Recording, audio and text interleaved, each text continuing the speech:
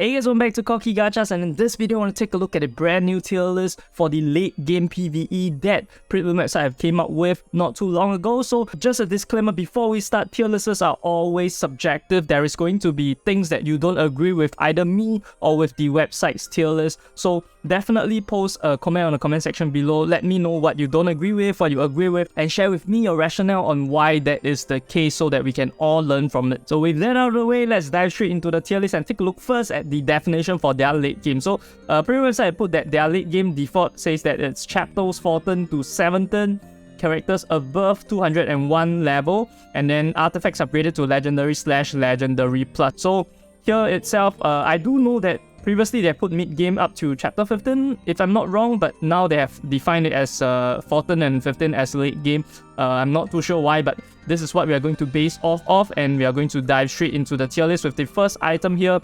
Tier SSS tier, we are taking a look at Catherine, Chloe, as well as Hong Lan. So first things first, Catherine has always been an SSS tier on the tier list that Premium website had put out, and personally I would agree with it because of one thing and one thing only, and that is invincibility. And honestly, Catherine is usable at any ascension, but the fact that she has this invincibility skill makes her more usable even if you have a lower ascension. As long as you position her well enough and she doesn't get clipped by AoE, you should be able to get the first invincibility skill off, and after that, even if she were to die, I think it would have been worth the money, right, to invest in her. So Catherine definitely deserves this, although I would say that another unit on the SSS tier with Hong Lan's arrival, I think it has kind of eliminated a bit more on the defensive pressures that you have to take in, right, because of Hong Lan's skill. I'm going to touch on that later after we touch on Chloe. So Chloe here, SSS tier. The reason why I think Chloe's SSS tier, because I feel like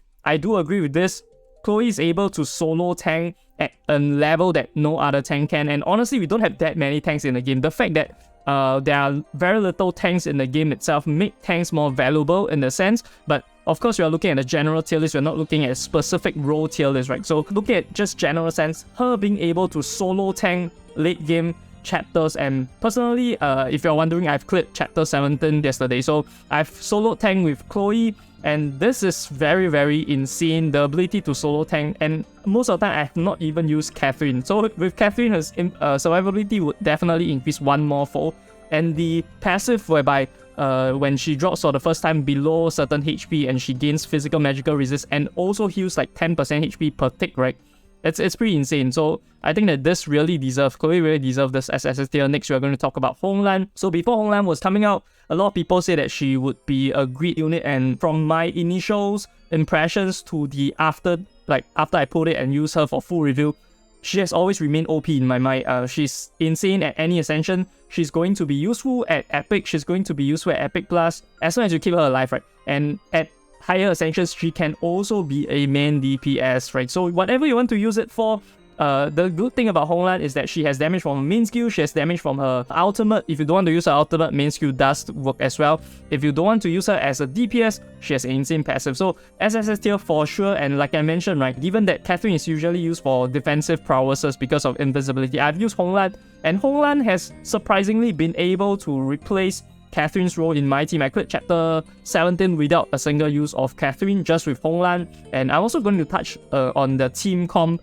in a separate video, but today we're just going to look at the tier list, and I do agree, SSS tier for sure, Hong Lan is irreplaceable, I think, at this point in time in this game. I don't know why they released it, such a broken hero. I'm really failing to see how they can surpass it unless they make a permanent speed up unit, right? So next we have Adrian in SS tier. So this is where my problem with this tier list comes. So the fact that they mentioned that it's a late game with characters above level 201 and artifacts upgraded to legendary, are they joking? Adrian is in SS tier. I do think that Adrian definitely has to be in SSS tier. Even at Epic, she does great work, right? So if you only have Adrian at Epic, you might argue that, hey, Adrian can't tank in later levels, right, if she's at Epic. To that, I would say that you might be surprised, because if you have used it for yourself, I've used her a lot for support and also as a sub tank as and when I have my supports at higher level, right? I have noticed that even at level 161, she's able to survive through the battle itself. Like, I'm quite surprised. I don't understand how she survives. but she just manages to survive probably because of her passive with her artifact. So at Legendary and Legendary Plus artifact, I would expect her to be even more insane, and the ability to pull a unit to the front line is really insane, and no other unit can do it. I think she's equivalent to Catherine's role in this game, whereby no other unit can do the kit that she does, and if you were to invest in her from a level standpoint, right, then I definitely think she can also tank at lower ascensions. So this one is definitely something that I don't agree with. Ayame as well, I don't have that much experience using Ayame. My account don't have Ayame, so I wouldn't touch it as much. But I do think that it's rated a bit too high here. But yeah, given that I have no experience, I'm not going to dispute this. I think that maybe S tier would be more relevant. I'm not sure why the sudden jump from mid-game A tier to SS tier. Regardless, I see the artifact is a linear scaling and not much breakthrough in terms of Legendary or Legendary Plus. So yeah, I'm quite curious why this is being placed on SS tier. Next we have Claire, and I feel that Claire in SS tier is definitely warranted. If you were to invest in her at high ascension, she can tank a lot, not to the level of Chloe also, but the problem with Claire is that she doesn't work with Catherine, right? So if you want to like go for a human team, Catherine doesn't really synergize well with Claire. But the fact is that Claire is also a lot on the tech side. I think her dash itself can cancel a lot, and in combination with like Honglan, there are some interesting things that have came out from Claire. I'm also going to touch that on a separate video, but I think that from a tech standpoint and from a tank standpoint, she's definitely great. Next, moving on to Lindsay. SS tier, Lindsay, I would presume this is because at Artifact Legendary, Lindsay really gains an insane amounts of crit rate as well as attack, and also the fact that her ultimate always crits at level 201 upgrade makes her really good. I think that this is well deserved SS tier, although I would say that if you were to consider as a whole package and as a lower ascension Lindsay, she might not do as well. However, evasion being her kit, I think that she definitely can still slot herself into SS tier. Next we have Talia. Talia, I don't think I need to talk much about Talia. She can DPS if you invest in the artifact. She can be used as a support at lower ascensions, DPS at higher ascensions. Very useful, especially as a mana battery, right? And combined with like Honglan, combined with Vivi, very insane. So definitely deserving of SS tier. Next is Velena. This is also where I disagree. I think Velena shouldn't be in SS tier.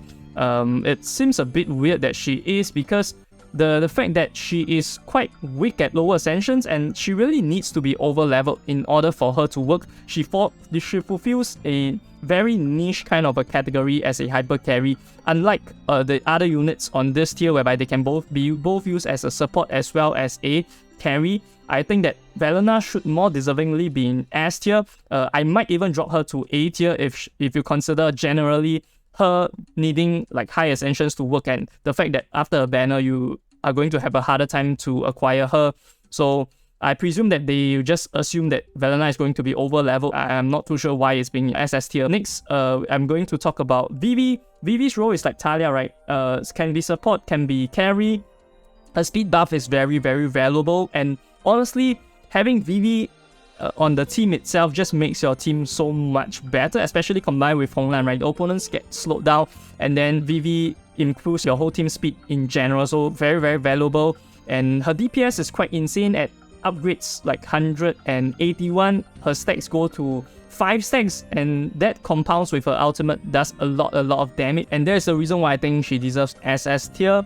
Next, I'm going to talk about Jacqueline. So Jacqueline in S tier, I would say it's deserving, but I would think that her S tier here is more because she has a good skill itself, which makes her jumps to the backline. So no other unit jumps to the backline, right? She's a bit of like a Adrian. So I know Lindsay also jumps to the backline if the highest attack unit is on the backline, but at the start of the game, not really. So the reason why I wouldn't put her higher is because she does need a lot of investment to work. So similar case to Velena as to why I think that she deserves S tier, but not really SS tier, because if you consider that you need a lot of investment in her, and that's the reason why she can be a bit frail at lower ascensions and why she is an S tier. If you were to consider her with their presumption, though, I think she is pretty good and might be on SS tier. So yeah, I'm not too sure here. Next, we are going to talk about Jiho. Jiho is on S tier, great support, crit buff is very useful, as well as the single target heal that synergizes very well with Claire. So because of Claire, I think Jiho is also being pumped up a bit. So if Claire can work with Catherine, I don't think Jiho will be as useful, but definitely falls off a bit with Honglan's introduction because support slots are still very limited when you think about it, right? So from that angle, I say that Jiho deserves of S tier for sure. I don't think she can even close in the gap on SS tier, to be honest. Next is Memphi. Memphi, previously I think she was on SS tier if I'm not wrong, but they bumped her down to S tier now for all game modes, and the reason why I feel like is because her damage doesn't really get that overwhelmingly OP anymore. When you come to late game, her ultimate itself that requires you to time it, and the fact that there are a lot of cleansers now in the game might be a bit difficult for her to pull off a good damage. So if it's unconditional, maybe she can still remain on SS tier because you can still use her as a support or a DPS if you really like to. But even if we were to activate her like her ultimate on units that have the multi-dimensional analysis, the damage oftentimes don't kill the enemies anymore, so they might just heal up back. And that's why I think she's on S tier now. Next is Mika. Mika recently got a buff to buff all the units around the performance that she does with Siha for attack 25%. I think that really bumps her up a lot. And the fact that Beast is quite bad of a faction now, like when you compare units, you also have to take a look at their faction. I think that the rest of the units on Beast, except for maybe Haru, is not that good. Of course, Honglan is on her tier, right? I think I'm not going to talk about her in a Beast context. But yeah, so Mika in this sense, in S tier, I think is deserving. Attack-wise, like plus 25% is nothing to be scoffed at. And the fact that most units in Beast faction are melee units really mean that she can benefit a lot of heroes with this buff of hers. Next is Mariam. So Mariam-wise, when they consider PvE, I think they probably consider Guild Boss as well. If just judging from current content, I don't think Mariam is S tier. I think she's probably on A tier, more likely. Although her artifact at Legendary gives the incoming crit damage, I think she is similar to Nico in a sense, and yeah, I don't see why she's in S tier unless it's considering Guild Boss. But yeah, with Guild Boss, probably S tier. Next is Naya.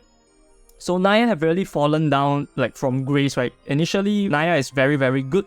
Her damage is very high for mid game, for early game. But now when we take a look at the other units, what they have been doing, and the limited slots wise, I think Naya falls off a bit. She's more used as a sub DPS or as a support to CC units, right? So that she still does very, very well. But from a damage standpoint, her ultimate really don't do that much anymore. So I think that deserving of S tier for sure. Next is Petra. I would say Petra is honestly a bit more on SS tier, to be honest, because if you look at the general undead units, of course, if you were to consider her being used with Velena, then maybe she drops a tier, because Velena, or rather, she doesn't want any units to be near her for her to tank. S tier is what they put it. I think maybe arguably might be SS tier, but yeah, I can't really judge for that because I don't have her at super high ascension. Next up we have Prim, and honestly Prim is an easy S tier, really solid healer for undead faction. Well, although you compare her to other like sort of healers like Talia, right, and Catherine, maybe she gets forced down a bit, and which is why they are deservingly on their tier while Prim is on S tier.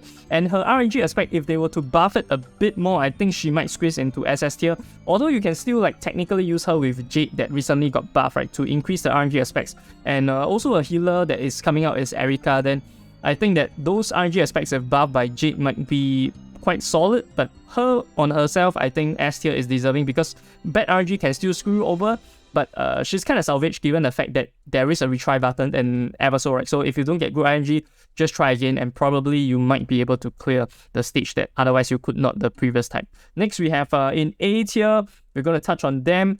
Ira first, A for Ira, right? So yeah, definitely Ira is in A tier. She recently got buffed, but I don't think the buff is that significant because mana recovery, minusing mana recovery is a bit niche, right? So I'll take her as a bit like a mana reduction, and honestly, it's only on one unit, so I'm not sure how good that can be. But I think her highlight point, Ira, why she's in A tier is because of the Rune of Decline. That's a very solid thing because minus PRES, MRES is very strong, but her damage kind of falls off in the late game.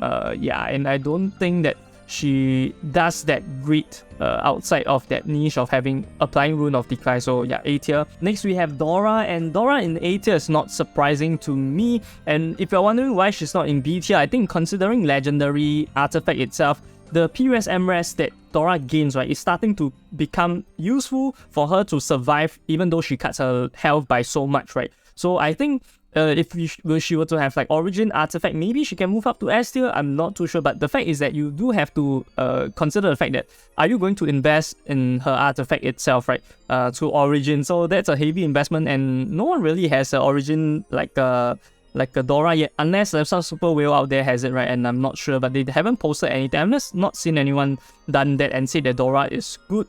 But I do know that there are a lot of Dora stands out there that really stand for Dora, and I think A tier is quite deserving for now, but we shall see in ultra late game, right? Next is Irusha. I think Irusha in A tier is good. It's reasonable, but she is borderline S tier with the recent buff, and I think if they were to release 1 or 2 more shock units, right? Like I mentioned, there is only Claire now that does shock. If there were to be 2 more units in Undead faction, or maybe in other like good, like synergistic factions, whereby shock is readily being applied, I think Irusha might become a lot better, and definitely S tier. But for now, A tier seems deserving. Next is Haru. I do feel like Haru in A tier, she might be aging S tier, I think, because of course I'm considering Haru S tier because of the fact that Guild Boss is coming out. I do think Haru might be pretty decent for Guild Boss, and as we have seen with Chloe event, she's very good with her 24% attack buff, and combined with like Mika, she can do a lot of things in gates also. So yeah, I think she should be in S tier if I'm being honest here. So next is Jade. So Jade-wise, she recently got a very decent buff, I think, to her like the artifact itself, whereby it plus 15% the proc chance for her effect, bring it up to 45%. So addition 45% to a unit like Prim would be good, and I think that's why she's in A tier right now. I also think that she can be good with Erika, like I mentioned just now, but we have to see also whether Erika is truly good, right? As of now, Erika seems to be borderline good, but we really need to see her kit, because sometimes they also like revise it before she actually comes out, even though we have already met her in Battlefront 17, chapter 17, but yeah, that might not even be her final kit, so we have to wait and see. Next is the Nico. So Nico here, if I'm being honest, I think that her niche is pretty decent. A tier seems deserving. I think she's previously like B tier or something, but A tier seems deserving because I've used Nico for a lot of like support scenarios whereby I just put her in front of the Lindsay and then have another DPS like line up against Lindsay, and then the Lindsay just melts, right? So her sub skill is very, very good. But of course, I think with the release of Honglan, Nico's usability has decreased a bit as well, given that Honglan does like half the job as well, right? So, but she does other stuff as well. So I think there's no real need for you to use Nico at this point in time. But once again, I'm not sure if this tier list considered Guild Boss, but if it's Guild Boss, then I think, yeah, deserving of A tier for sure. Next is Siha. Siha is being buffed alongside Mika, so now she gives a really strong shield. Once again, this unit is something, a unit that I feel like is very underrated at this point in time, because honestly, it's because Beast is quite weak, but also because the Beast tank is not that good, which is Sunny and on B tier here, right? So the fact that the Beast tank is not as good means that her shield becomes more valuable in that sense. But are you going to use her outside of a pure Beast team? That I'm not sure, and that's why I guess she's in A tier. Next, we're going to talk about the B tier units. B tier and C tier we're going to briefly run through because there's not too much to say about them. Clara itself, after the niche of knocking back has been removed, really sees no place. She really, she's not really that good of a healer. She lacks survivability. And yeah, I think that's her main problem. Next is Nini. Nini honestly is a one copy wonder. You just need one copy of her, and the other aspects of her skills are not good, especially her artifact skill. Go have a read, right, on what her artifact skill does, and have a good laugh about that. But yeah, the only reason why she's in B tier is because she does 2 debuffs, burn and freeze, which no other unit does right now, so she can be valuable in a Violet team for bosses maybe. Next is Rebecca. Rebecca got a decent buff, but the fact is still that her main skill is pretty trash, her ultimate is also pretty trash, but I do think that her niche is pretty decent in the fact that she increases the effectiveness of dots, and no other unit kind of does that in the game right now, so I would put her on A tier if I'm truly being honest. Yeah, with her recent buff, definitely deserving of A tier. Next is Renee.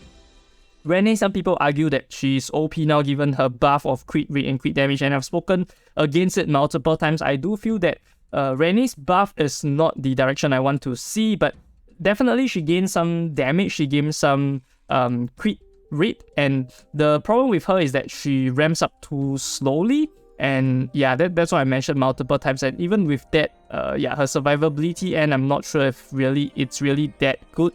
Evasion seems to be a bit too low, so I think she needs a buff on evasion and instead of on her damage end.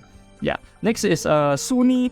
Suni, honestly, just for the fact that she's a tank, I will put her on A tier, because let's be honest, right? If you don't have a tank in this game, you can't really, like, for the faction itself, you can't really make things work. So that's how I consider it from my perspective. I kind of compare her to her effectiveness in PvE as a Gates.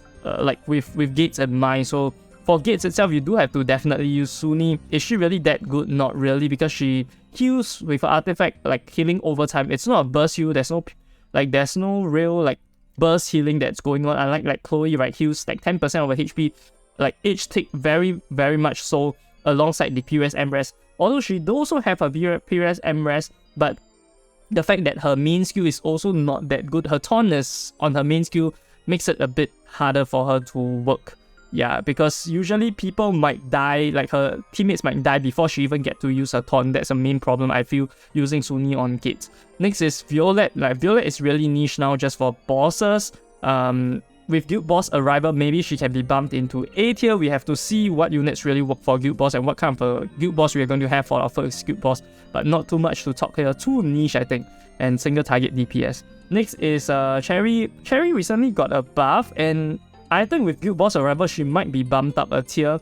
But that also means that we might entirely not have a C tier. But I guess that is also reasonable given the fact that devs have been buffing this unit so much, right? So I do think that Cherry with her buff should be in B tier now, alongside Renee. I think they are very niche.